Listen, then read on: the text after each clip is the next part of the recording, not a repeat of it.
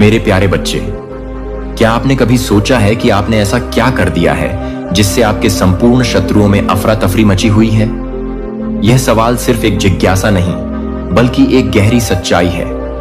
जब आप अपने लक्ष्यों के प्रति दृढ़ रहते हैं, तो आपके आसपास के लोग, चाहे वह आपके मित्र हों या शत्रु, सबका ध्यान आपकी ओर खींचा जाता है। आपकी मेहनत, आपकी सफलता और आपके आत्मविश्वास से वह लोग विचलित हो जाते हैं। इस वीडियो को देखकर आपकी आंखें खुल जाएंगी। सोचिए, जब आप लगातार आगे बढ़ते हैं तो क्या होता है?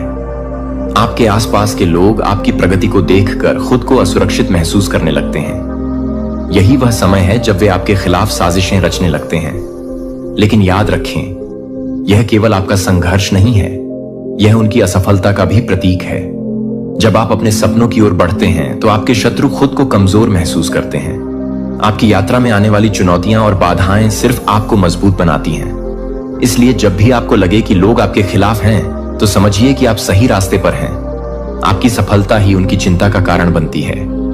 इसलिए आगे बढ़ते रहें और अपने लक्ष्यों की ओर ध्यान केंद्रित करें, क्योंकि जब आप चमकते हैं तो लोग आपकी रोशनी से प्रभावित होते हैं, और यही वो बात है जो उनके लिए असहनीय होती है। तो अगली बार जब आप अपने शत्रुओं की अफरा तफरी देखें, तो गर्व से मुस्कुराइए, क्योंकि यह संकेत है कि आप सही दिशा में बढ़ रहे हैं। मेरे बच्चे, आज के संदेश बहुत ही कारगर और अत्यंत महत्वपूर्ण है। मेरे बच्चे, आज मैं आपसे बहुत प्रसन्न हूं, आपसे अत्यंत खुश हूं। इसलिए आज मैं आपको एक वरदान देने आई हूं, साक्षात आपको दर्शन देने आ रहा हूं। मेरे बच्चे, इसे अधूरा ना सुने, नहीं तो आपको अपने जीवन में बहुत पछताना पड़ेगा और बहुत बड़ा नुकसान भी हो जाएगा। मेरे बच्चे, आज आपकी वह सभी इच्छा पूरी कर दी जाएगी जो आपने मांगी है। यह आपकी डिवाइन का वचन है। उससे पहले आप इस संदेश को लाइक करके कमेंट में 222 लिखकर इस चैनल को सब्सक्राइब कीजिए। आपके जीवन में जो भी नेगेटिव एनर्जी है, वह फजूल में आपसे जलस ईर्ष्या रखती है। वह एक्सपोज हो रही है। सबके सामने आप मेल हैं या आप फीमेल हैं, कोई भी है, बट यहां पर आपका जो ससुराल पक्ष का कोई पर्सन बहुत ज्यादा नेगेटिव है, बहुत ज्यादा डेविल है। सीधा बोलूं, डेविल है। इस डेविल के पास कितना सारा धन है, बट है, ये डेविल है। ये जो डेविल है, ये अब स्लोइंग डाउन पोजीशन में आ रहा है। ये धीरे धीरे नीचे की तरफ धंस रहा है। इसकी जो भी मंशा है, वह इस पर ही अटैक करेंगी। इसकी जो भी मंशाएं हैं, भी मनोदशा है, वह इसी के लिए काम कर रहे हैं। यह एनर्जी स्लोइंग डाउन की है। यह इंसान ऐसे आपको बेड़ियों में बांधना चाहता है या चाहती है। ऐसे बहुत नेगेटिव एनर्जी है इस पर्सन की। जो भी है, यह आपको बांध करके रखना चाहता है, आपके ऊपर अपनी हुकूमत चलाना चाहती है या चाहता है। इस तरीके की एनर्जी है, बट आप पर इनकी चीज असर नहीं कर रही। क्यों? क्योंकि आप जो है, आप है गोइंग विद फ्लो की एनर्जी में। जब कोई पर्सन गोइंग विद फ्लो की एनर्जी में होता है, तो उस पर कोई भी किसी के षड्यंत्र, कोई जाल, कोई प्लानिंग प्लॉटिंग काम नहीं करती। क्यों? क्योंकि गोइंग विद फ्लो की एनर्जी में आप ईश्वरीय भाव में बह रहे होते हो। आप किसी चीज को कंट्रोल नहीं कर रहे होते हो। आपकी जो मनोदशा होती है, वह सिर्फ परमात्मा के कनेक्शन के साथ जुड़ी हुई होती है। सिर्फ आप अपने परमात्मा से, आप अपने ईश्वर से स्वयं को जुड़ाव या जुड़ना या जोड़ लेते हैं। सीधी बोलूं तो मैं आपका कनेक्शन ईश्वर से स्ट्रांग हो जाता है और आप गोइंग विद फ्लो की एनर्जी में बह रहे हैं। जिस आपको बांधना चाहता है, वो आपको बांध नहीं पा रहा। और यह कुछ एनर्जी है जो इसीलिए कुछ नेगेटिव फोर्स आपके पीछे पड़ी हुई है। आपको प्लेफुलनेस में देख के भी इन लोगों को चुल मचती है, क्योंकि अब जैसे आपने इनको कुछ देना बंद कर दिया है। आप एक स्टिक, आप उसमें शिफ्ट हो गए हो। आपने इनको फजूल में घास डालते रहते थे, वह घास आपने डालना बंद कर दिया। तो ये बहुत ज्यादा गुस्से में दिख रहे हैं, मुझे बहुत ज्यादा क्रोध में दिख रहे हैं। ये एनर्जी यहां पर आ रही है। तो यहां पर एंड्स आपको कह रहे हैं कि आपके एंड्स आपके साथ हैं, आपको सपोर्ट मिल रहा है। डिवाइन का आपको डरना नहीं है। किसी से भी कोई आपका कुछ भी बिगाड़ नहीं पाएगा। हो सकता है कोई आपको डराने धमकाने की कोशिश करें, बट आपको डरना नहीं है, क्योंकि आपके मन में स्वयं ईश्वर है। वैसे तो आप डरते भी नहीं होंगे। अगर आप किसी से भी नहीं डरते हैं तो कमेंट में लिखें, मैं किसी से नहीं डरता, और इस संदेश को लाइक करके चैनल को सब्सक्राइब करें। कोई यहां पर गिल्ट में भी जा रहा है, कोई महिला हो सकती है। ये महिला जो भी है, ये शनि से बहुत ज्यादा इन्फ्लुएंस है। इनका शनि का बहुत प्रभाव है। इन पर ये जो है शनि के प्रभाव में रहती है। शनि से बहुत ज्यादा इन्फ्लुएंस है। या शनि इनका बहुत ज्यादा नेगेटिव है, बट वह गिल्ट में है। अभी ये गिल्ट में है, ये सोच रहे हैं कि मैंने ये क्या कर दिया। ये अपने ही गंदे विचारों में जकड़ी हुई है, खुद के ही गंदे विचार में फंसी हुई है। आप खा रहे हैं इसके दिमाग को, इसके दिमाग की गंदगी है, इसके दिमाग की गंदगी अब इसको ही खा रही है। और ये बहुत ज्यादा जो है गिल्ट में मुझे दिख रहे हैं। आपको लेकर के ज्यादातर फीमेल की एनर्जी आई है, मेल की भी एनर्जी निकल के आई है। मेल फीमेल कोई भी हो सकता है। आपके जीवन में आ रही है सक्सेस। ये देख रहे हैं कि आपके जीवन में बहुत ग्रोथ आ रही है, सक्सेस आ रही है, और ये चीज ये हजम नहीं कर पा रही। चेंज ये देख रही है, आपके जीवन बदलाव की तरफ आपका जीवन जा रहा है, और यह आपको स्टक करना चाहती है, आपको रोक देना चाहती है। ये आपको रोक देना चाहती है। आपके कोई ड्रीम्स हैं, कुछ सपने हैं अपनों के संग, वो ये पूरा नहीं होने देना चाहती। हो सकता है ये किसी प्रकार के ब्लैक रिचुअल्स का, ब्लैक मैजिक का बहुत ज्यादा सहारा लेती है, आपके ऊपर तंत्र प्रयोग कराती है। यह भी एनर्जी है क्योंकि यह शिफ्ट को रोक देना चाहती है। जो परमात्मा स्वयं जो शिफ्ट कर रहे हैं, जो चेंज ला रहे हैं आपके जीवन में, उसको यह रोक देना चाहती है। जैसे भगवान तो आपके भाग्य का घुमा रहे हैं, और ये उस भाग्य के पहिए पर लटक चुकी है कि मैं घूमने नहीं दूंगी। ऐसी सी कुछ एनर्जी आ रही है। यहां पर आपने अपने मन में ताला लगा लिया है। ऐसे लोगों के लिए आप इन लोगों के साथ किसी भी प्रकार के इमोशन का लेन देन नहीं करते।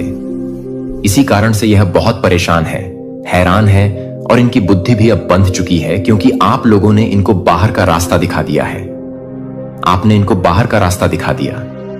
आप इसको अपने मन में किसी प्रकार का स्थान नहीं देते, और यह चीजें यह फील करते हैं। कहीं ना कहीं ये आपके एनर्जी को खा करके शेर बनते रहे थे।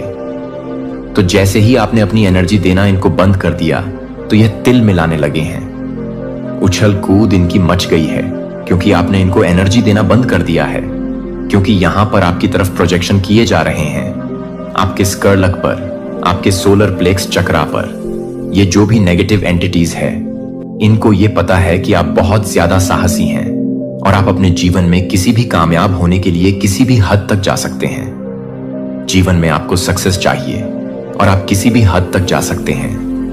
आप मेडिटेशन कर रहे हैं या नहीं करते, तो करना शुरू करें।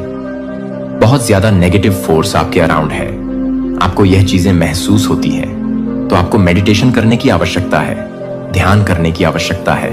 नहीं कर रहे तो करना शुरू करें।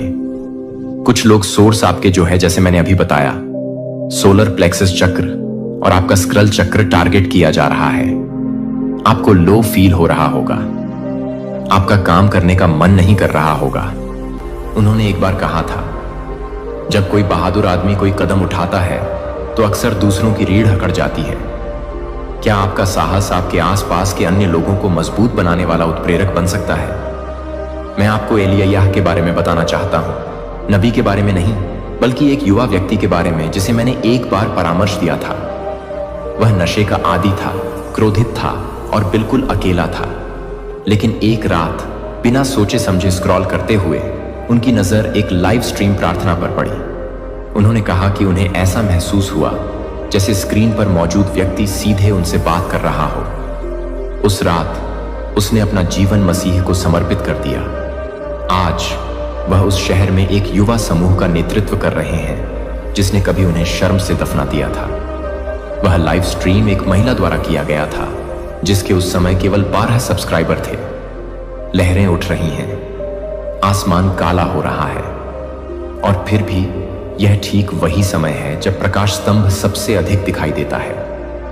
आपकी तत्परता अब परमेश्वर के सनातन समय के साथ संरेखित हो रही है। स्वर्ग की घड़ी धीमी नहीं है, उल्टी गिनती शुरू हो गई है। अभिसरण यही है, वैश्विक हलचल, आध्यात्मिक भूख और दिव्य मुक्ति। प्रेरितों के काम 2 में प्रारंभिक कलीसिया के समान परमेश्वर एक बार फिर से अपना आत्मा सब प्राणियों पर उंडेल रहा है। बेटे बेटियां भविष्यवाणी कर रहे हैं, बूढ़े स्वप्न देख रहे हैं, युवा लोग दर्शन देख रहे हैं, और पृथ्वी पर बिखरे हुए आप जैसे चुने हुए लोग इस घड़ी के लिए सक्रिय हो रहे हैं। न कल, न अगले साल, अभी। और जब भीड़ आने लगेगी, कुछ सपनों के माध्यम से, कुछ स्वर्गदूतों की मुलाकातों के माध्यम से, अन्य केवल सही समय पर बोले गए सत्य के भार के माध्यम से, तो परमेश्वर को आपकी तैयारी की आवश्यकता होगी। सिखाने, शिष्य बनाने प्रेम करने, नेतृत्व करने के लिए तैयार? क्या आप पहले से कहीं बेहतर तरीके से प्रार्थना करने के लिए तैयार हैं? क्या आप लिखने, गाने, बोलने, सृजन करने, सेवा करने या बस खड़े होकर जलने के लिए तैयार हैं? क्या आप अपनी प्राथमिकताएं छोड़ने को तैयार हैं ताकि उसकी योजना साकार हो सके? क्या आप असुविधाजनक स्थानों पर रहने के लिए तैयार हैं ताकि जीवन को अनंत अंधकार से बचाया जा सके?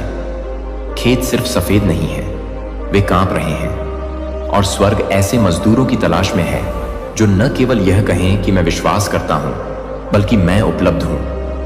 क्या आप उनमें से एक चुने हुए व्यक्ति होंगे? आप इतिहास के इस क्षण के लिए स्वर्ग से निर्मित कुछ वस्तु लेकर आते हैं। ये हजारों लोग किसी और से कुछ प्राप्त नहीं कर सकते।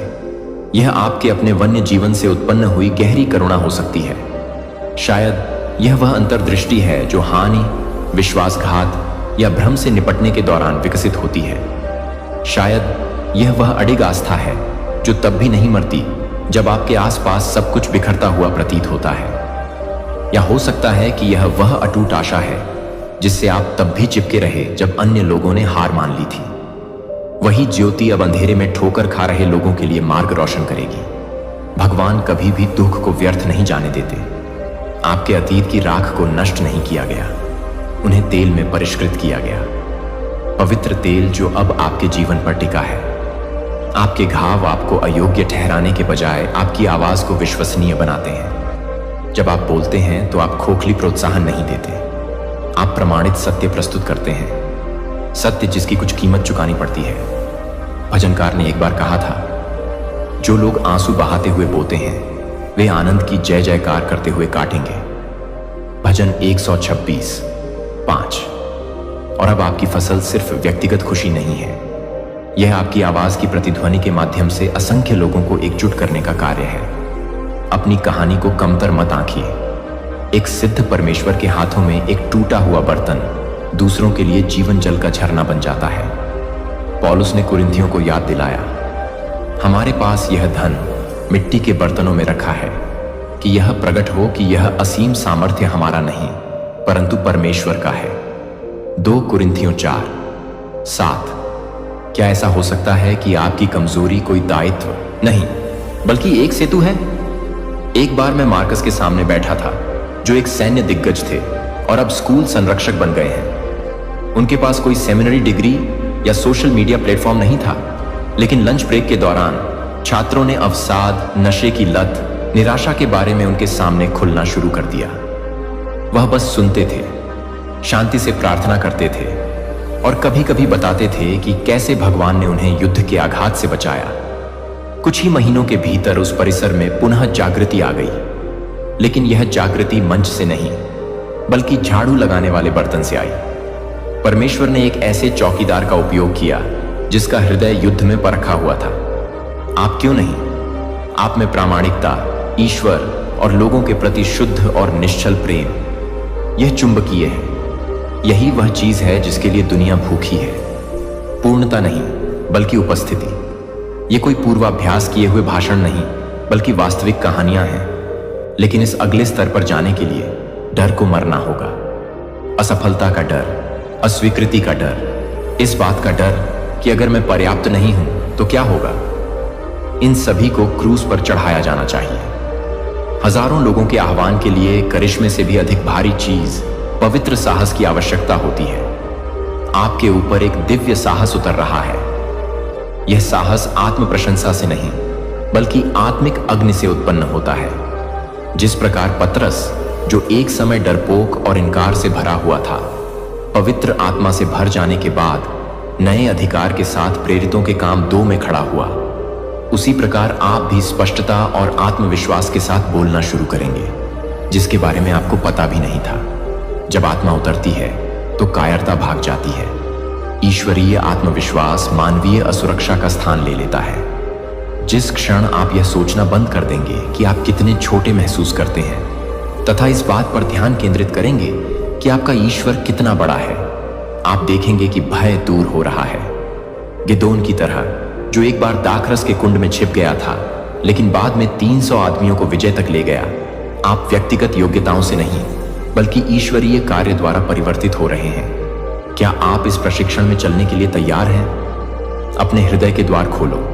परमेश्वर आपको सिर्फ बुला नहीं रहा, वह आपको भर रहा है, और जो कुछ वह डालता है वह उसे पूरी तरह से डालने का इरादा रखता है। यदि कुछ चीजें बदलने लगें तो घबराएं नहीं। हो सकता है कि परमेश्वर आपके कैलेंडर में कटौती करना शुरू कर दे, आपके रिश्तों को नया आकार दे दे, या आपकी भावनाओं को पुनः संरेखित कर दे। कुछ कार्य आपके विकास के लिए अच्छे थे, लेकिन आपकी शुरुआत के लिए नहीं। जो चीज गुप्त मौसम में आपकी मदद करती थी, वही अब फसल काटने में आपकी बाधा बन सकती है।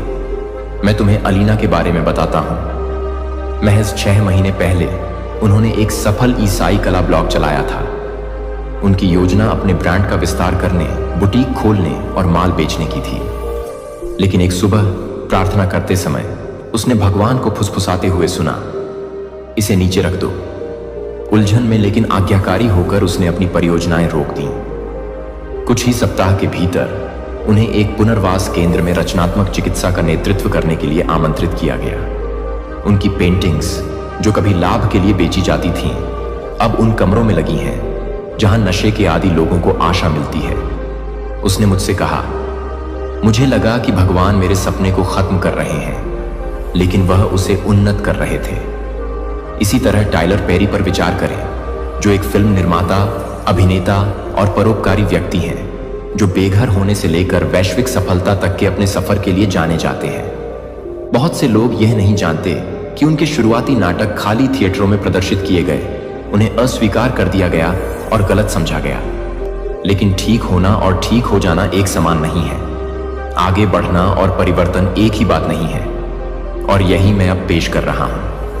यह शांति की सतही अनुभूति नहीं है, बल्कि यह गहन पूर्ण उपचार है। ऐसा नहीं है कि आप भूल जाएं, बल्कि इसलिए कि आप अलग ढंग से याद रखें। इसलिए अब स्मृतियों को आपकी स्वयं की छवि को विकृत करने की अनुमति नहीं है। मैं तुम्हारे साथ वापस जाना चाहता हूं, दर्द को दोबारा जीने के लिए नहीं, बल्कि यह बताने के लिए कि दर्द के बीच में मैं क्या कर रहा था। क्योंकि मैं अनुपस्थित नहीं था, मैं विचलित नहीं था, मैं आपकी प्रार्थनाओं की अनदेखी नहीं कर रहा था, मैं पर्दे के पीछे काम कर रहा था, आपको उन गठबंधनों से बचा रहा था जो अवसर की तरह दिखते थे, लेकिन आपकी स्पष्टता को दूषित कर सकते थे। मैं तुम्हें समय से पहले जोखिम से बचा रहा था, मुझ में विवेक विकसित हो रहा था। मैं तुम्हें सिखा रहा था कि मेरी आवाज को बाकी सबसे ऊपर कैसे सुना जाए। जो त्याग जैसा महसूस हुआ, वह वास्तव में तैयारी थी। वे तो चले गए, लेकिन मैं वहीं रुका रहा। हो सकता है कि उन्होंने तुम्हें गलत समझा हो, लेकिन मैं तुम्हारे दिल की बात जानता था। उन्होंने भले ही तुम्हें बर्खास्त कर दिया हो, लेकिन मैंने तुम्हें सुरक्षित रखा है। इसलिए नहीं कि तुम कमजोर थे, बल्कि इसलिए कि तुम्हें बुलाया गया था। और जिन्हें मैं बुलाता हूं, उनकी रक्षा भी करता हूं। यहां तक कि जब यह नुकसान की तरह लगता है, यहां तक कि जब यह अस्वीकृति की तरह लगता है, यहां तक कि जब दरवाजा बंद हो जाता है और आप सोच में पड़ जाते हैं कि आपने क्या गलत किया, तो जवाब कुछ भी नहीं है। आपने अपना मूल्य नहीं खोया, आपने प्रक्रिया में कोई गड़बड़ी नहीं की, आपको भुलाया नहीं गया, आप बन रहे थे। और अब मैं सिर्फ दर्द ठीक नहीं कर रहा हूं, मैं इस प्रक्रिया का लाभ उठा रहा हूं। मैं हर घाव का उपयोग वजन उठाने के लिए करने जा रहा हूं, हर बर्खास्तगी का उपयोग विवेक को जन्म देने के लिए करने जा रहा हूं। हर पल जब आप चुप हो जाते हैं अपनी आवाज को तेज करने के लिए, यह किसी से बदला लेने की बात नहीं है। यह आपके उस संस्करण में कदम रखने के बारे में है जिसे अब गहरी सांस लेने और साहसपूर्वक चलने के लिए अनुमोदन की आवश्यकता नहीं है। आप एक ऐसा बोझ उठा रहे हैं जो आपका नहीं था, स्पष्टीकरण देने, औचित्य सिद्ध करने का भार। मैं अब उसे उठा रहा हूं। आप स्वतंत्र हैं, इसलिए नहीं कि अतीत घटित नहीं हुआ, बल्कि इसलिए कि अब वह कलम नहीं पकड़ता। आप उस पहचान से बाहर निकल रहे हैं जिसे दर्द ने आपके जीवन पर लिखने की कोशिश की थी, और आप उस पहचान की ओर कदम बढ़ा रहे हैं जिसके बारे में मैंने समय के शुरू होने से पहले बात की थी। एक अस्वीकृति से नहीं, बल्कि रहस्योद्घाटन से आकार लेने वाला। आप चुने गए हैं। आपको कहा जाता है, तुम पर्याप्त हो, दर्द के बावजूद नहीं, बल्कि उस उपस्थिति के कारण जिसने आपको उस दर्द से गुजरने में मदद की। और मैं चाहता हूं कि आप इसे समझें। आपकी चिकित्सा आपके घाव से कहीं अधिक लोगों पर प्रभाव डालेगी। आपकी संपूर्णता चक्रों को तोड़ देगी। आपकी पुनर्स्थापना दूसरों को स्वस्थ होने की अनुमति देगी। आप सिर्फ एक साक्ष्य नहीं हैं, आप एक खाका हैं, एक जीवंत उदाहरण है कि क्या होता है जब कोई कड़वाहट के बजाय मुझे चुनता है, अलगाव के बजाय आत्मीयता को, शर्म के बजाय समर्पण को। इसीलिए इस दर्द को अब और रहस्य की तरह मत रखिए। इसे इस बात पर नियंत्रण न करने दें कि आप नए स्थानों पर कैसे दिखते हैं। अस्वीकृति के भूत को उस शांति से वंचित न होने दें जो मैं आज आपको प्रदान कर रहा हूं। मुझे इसे ठीक करने दो। यह सब, यहां तक कि वे हिस्से भी जिनके साथ आपने रहना सीख लिया है, यहां तक कि जिन टुकड़ों को आपने मेरी कहानी का हिस्सा बताया है, वे भी मेरी कहानी का हिस्सा हैं। मुझे उन्हें अंततः पूरी तरह से, संपूर्ण रूप से छूने दो। आपके चुने जाने के लिए उन्हें आप पर विश्वास करने की आवश्यकता नहीं थी। मैंने पहले ही ऐसा कर लिया है और अब भी करता हूं। अब जबकि आपका हृदय पुनः खुल गया है और आपकी पहचान पुनः स्थापित हो गई है, मैं आपसे आपके आसपास क्या बदल रहा है इस बारे में बात करना चाहता हूं। क्योंकि जब मैं आपकी आत्मा में गहराई से काम कर रहा था तो मैं प्राकृतिक रूप से भी चीजों को संरेखित कर रहा था। मैंने आपके जीवन के बारे में जो वादे किए थे, जिन्हें आपने इसीलिए दबाकर रख दिया था क्योंकि उनका बोझ बहुत बढ़ गया था या उम्मीदें बहुत भारी लगने लगी थीं, वे वादे अभी भी जीवित हैं। उन्हें कभी नहीं भुलाया गया। जब आप ठीक हो रहे थे तब वे परिपक्व हो रहे थे और अब वे सतह को तोड़ने लगे हैं। आप सिर्फ पूर्णता के मौसम में प्रवेश नहीं कर रहे हैं, आप पुष्टिकरण के मौसम में प्रवेश कर रहे हैं। अस्पष्ट तरीकों से नहीं, बल्कि विशिष्ट संकेतों के माध्यम से जो सीधे आपकी आत्मा से बात करेंगे। आपने मुझसे स्पष्टता मांगी है। आपने मुझसे पूछा है कि क्या आपने सही सुना, क्या आपने जो सपना देखा वह वास्तव में मुझसे ही था। और अब मैं संरेखण के साथ, समय के साथ, उन क्षणों के साथ उत्तर दे रहा हूं जिन्हें स्पष्टीकरण की आवश्यकता नहीं है, क्योंकि आप अपनी आत्मा में परिवर्तन को महसूस करेंगे इससे पहले कि आप इसे प्राकृतिक रूप में देखें। वहां ऐसे संकेत और स्थान होंगे जिनकी आपने अपेक्षा करना बंद कर दिया होगा। आप ऐसी बातचीत सुनेंगे जो आपके द्वारा गुप्त रूप से की गई प्रार्थना की प्रतिध्वनि होगी। आप देखेंगे कि जो लोग एक बार आपसे दूर चले गए थे, वे भी आपकी ओर आकर्षित होंगे। आप देखेंगे कि दरवाजे हिलने लगे हैं। जिन दरवाजों के बारे में आपने सोचा था कि वे स्थायी रूप से बंद हो गए हैं। इन क्षणों को नजरअंदाज मत करो। मैं आपकी आशा को जगाने के लिए नहीं, बल्कि उसे जगाने के लिए बोल रहा हूं। ये संयोग नहीं है, वे पुष्टिकरण हैं। इसलिए नहीं कि मुझे स्वयं को सिद्ध करना है, बल्कि इसलिए कि मैं चाहता हूं कि तुम्हारा हृदय मेरे द्वारा निर्धारित मार्ग पर सावधानी से नहीं, बल्कि साहसपूर्वक चले। मैं अब जो कुछ पूरा कर रहा हूं वह असामान्य रास्तों से आएगा। मैं परिचित रास्तों तक सीमित नहीं हूं। मुझे उन्हीं लोगों या उन्हीं स्थानों का उपयोग करने की आवश्यकता नहीं है। मुझे वहां ढूंढना बंद करो जहां तुमने मुझे आखिरी बार देखा था। मैं कुछ नया कर रहा हूं। इसका मतलब यह है कि प्रावधान अप्रत्याशित हाथों से आ सकता है। पदोन्नति की संभावना सबसे कम संभावना वाले कमरों से बढ़ सकती है। फॉर्म का मूल्यांकन मत करो, फल को पहचानो। मैं ऐसे तरीकों से काम कर रहा हूं जो तर्क को चुनौती देते हैं लेकिन नियति की पुष्टि करते हैं। दैवी संबंधों पर ध्यान दें। मैं ऐसे लोगों को भेज रहा हूं जो आपकी जरूरत की चीजें ले जाते हैं और जिन्हें आपकी जरूरत की चीजें भी चाहिए। आराम या सुविधा से पैदा होने वाले रिश्ते नहीं, बल्कि राज्य के कार्य से पैदा होने वाले रिश्ते। आप उन्हें इसलिए नहीं पहचानेंगे कि वे आपकी चापलूसी करते हैं, बल्कि इसलिए कि वे आपको ऊंचा बताते हैं। वे आपके जीवन पर पड़ने वाले बोझ को नियंत्रित करने का प्रयास किए बिना ही पहचान लेंगे। अब भी शुरुआत करें। यदि आपका उपहार मध्यस्थता है तो उन नामों को पुकारना शुरू करें जिन्हें आपने कभी नहीं सुना है। यदि आपकी प्रतिभा लेखन में है तो अपना संदेश किसी पत्रिका या ब्लॉग के माध्यम से व्यक्त करें। यदि यह आतिथ्य है तो अपने दरवाजे किसी ऐसे व्यक्ति के लिए खोलें जो स्वयं को अदृश्य महसूस करता हो। छोटे छोटे कदम मांसपेशियों का निर्माण करते हैं। जो थोड़े से थोड़े में सच्चा है वह बहुत में भी सच्चा है। लूका 16:10। फसल के लिए प्रार्थना करें, इसे आगे बुलाओ। केवल संख्याओं के लिए नहीं, बल्कि नामों के लिए चिल्लाइए। बेटों और बेटियों, पिताओं और माताओं, युवा और वृद्धों के लिए, उन सभी के लिए जो इस समय निराशा के चक्र में फंसे हुए हैं। आपकी मध्यस्थता वह हल बन जाती है जो उनकी जमीन को तोड़ देती है। मजदूरों के लिए प्रार्थना करें। पुनरुत्थान एक एकल कार्य नहीं है। अपने आप को ऐसे लोगों के साथ घेर लो जो इसी आग को लेकर चलते हैं। इसी लहर के लिए तैयारी कर रहे अन्य लोगों के साथ संबंध बनाएं। संरेखित होने पर दिव्य तालमेल होता है। लोग उद्देश्य को आपस में जोड़ते हैं और दृश्यमान बने रहें। अपना जीवन एक साक्ष्य के रूप में जियो। बाधा उत्पन्न करने योग्य बनो। सतर्क रहें। किराने की दुकान पर आप जिस अगले व्यक्ति से मिलेंगे वह उन हजारों लोगों में से एक हो सकता है जिनसे आपको मिलना है। अपना प्रकाश मत छिपाओ। कोई इसकी चमक पर निर्भर हो सकता है। परमेश्वर फसल का स्वामी है। उसे आपकी ताकत की जरूरत नहीं है। उसे आपके समर्पण की आवश्यकता है। वह पूर्णता की आशा नहीं करता। वह भागीदारी चाहता है। आपको ऐसा करने की कोई आवश्यकता नहीं है। आपको केवल जगह बनानी है।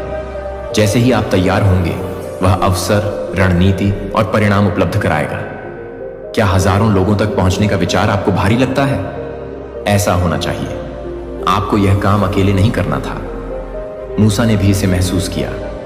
यिर्मयाह ने भी यही किया और फिर भी उनका शक्तिशाली ढंग से उपयोग किया गया क्योंकि उन्होंने आज्ञा का पालन किया। ऐसा नहीं है कि हम अपने आप में इतने सक्षम हैं कि हम यह दावा कर सकें कि कुछ हमसे आता है, बल्कि हमारी सक्षमता परमेश्वर की ओर से है। 2 कुरिन्थियों 3:5। आपका आत्मविश्वास आपकी तैयारी पर नहीं बल्कि आपके प्रदाता पर है। सागर के बारे में सोचो। जब बारिश होती है तो हर बूंद अपनी विशालता में विलीन हो जाती है। फिर भी उनके बिना सागर पूरा नहीं हो सकता। आपकी हां छोटी लग सकती है, लेकिन यह उस सामूहिक वर्षा का हिस्सा है जो इस पीढ़ी को गौरव से भर देगी। मैं आपको एलिज नाम की किसी महिला के बारे में बताना चाहता हूं। वह एक सेवानिवृत्त नर्स है जो सोचती थी कि उनके प्रभावशाली जीवन का समय बीत चुका है। लेकिन एक दिन एक युवा पड़ोसी ने रोते हुए उसका दरवाजा खटखटाया और एलिज ने उसके साथ प्रार्थना की। इससे बाइबल अध्ययन की शुरुआत हुई। वह अध्ययन कॉलेज के छात्रों के बीच एक आंदोलन बन गया। एलिस अब 3 शहरों में दर्जनों युवा महिलाओं को मार्गदर्शन दे रही हैं। उसने कहा, मैंने परमेश्वर को अपना साधारण जीवन दिया और उसने उसे कई गुना बढ़ा दिया। क्या आपका समर्पण किसी और के लिए प्रेरणा बन सकता है? रोटियों और मछलियों के चमत्कार को याद रखें। शिष्यों ने पूछा, इतने सारे लोगों में ये क्या है? परंतु यीशु के हाथों में जो अभाव दिखता था वह अतिशय हो गया। जैसे ही आप अपनी प्रतिभा, अपना समय, अपनी गवाही उसके हाथों में सौंपते हैं तो वृद्धि की अपेक्षा करें। आज जो छोटा लगता है वह कल बहुतों का पेट भर सकता है। क्या आप अपनी रोटियां और मछलियां वेदी पर रखने के लिए तैयार हैं? यदि ऐसा है तो इसे अपने जीवन और अपने शब्दों से कहिए। अब इसकी घोषणा करो, मैं अपना सर्वस्व हजारों लोगों के लिए अर्पित करता हूं। स्वर्ग को अपनी भेंट का साक्षी बनने दो।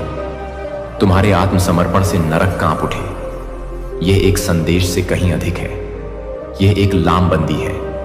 हार्वेस्टर्स की एक वैश्विक सेना उभर रही है। आप अकेले नहीं हैं। आप अपवाद नहीं हैं। आप रणनीति का हिस्सा हैं। आप उस पुनर्जागरण का आवश्यक सूत्र हैं जिसे परमेश्वर पूरी पृथ्वी पर बुन रहा है। छोटी दूरदृष्टि का मौसम खत्म हो गया है। सीमित पहुंच का समय आपके पीछे है। विस्तार में कदम रखें। मैदान में कदम रखो। चमत्कार में कदम रखें। क्या आप तैयार हैं? यह प्रश्न अलंकारिक नहीं है, यह भविष्य सूचक है और आपका उत्तर, आपका जीवन अनंत काल तक गूंजता रहेगा। और जैसे ही आप इसमें कदम रखेंगे, इस सत्य को समझेंगे। आप किसी क्षण में कदम नहीं रख रहे हैं। आप एक आंदोलन में कदम रख रहे हैं। यह कोई संक्षिप्त पुनरुत्थान की चिंगारी, एक बार की घटना या भावना की तीव्र लहर नहीं है। नहीं, यह एक सतत दैवीय रणनीति की शुरुआत है। हजारों लोगों का आह्वान केवल लोगों को लाने के बारे में नहीं है। यह एक ऐसी मजबूत नींव बनाने के बारे में है जो उन्हें मसीह में जड़ जमाए रखे। परमेश्वर जिस कठिनी के लिए आपको तैयार कर रहा है वह आरंभिक हां से अधिक की मांग करेगी। इसके लिए धीरज, दीर्घकालिक दृष्टि और आध्यात्मिक संवेदनशीलता के दैनिक अनुशासन की आवश्यकता होगी। यह लहर जो आप पकड़ रहे हैं यह केवल पहली है। प्रारंभिक अभिव्यक्ति नाटकीय लग सकती है, लेकिन वास्तविक महत्ता उसके बाद की घटनाओं में निहित है। शिष्यत्व, एकीकरण, आध्यात्मिक पालन पोषण, यह सिर्फ कमरों को लोगों से भरने के बारे में नहीं है, यह हृदयों को यीशु से भरने के बारे में है। और यह एक दिन प्रतिदिन का मिशन है। आपकी रणनीतियां विकसित होनी चाहिए, आपकी बुद्धि गहन होनी चाहिए, आपकी क्षमता बढ़नी चाहिए।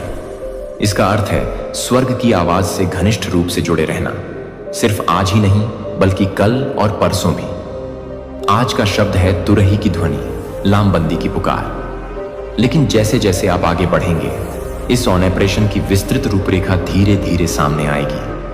वे भव्य घोषणाओं के रूप में नहीं, बल्कि आपकी प्रार्थना कक्ष में फुसफुसाए निर्देशों के रूप में आएंगे। क्या आप उन्हें सुनने के लिए पर्याप्त निकट रहेंगे? चुने हुए व्यक्ति, आपकी भूमिका सिर्फ हजारों लोगों को इकट्ठा करने में मदद करना नहीं है। इसका उद्देश्य उन्हें पढ़ने में मदद करना है। इसके लिए उत्साह से अधिक की आवश्यकता है।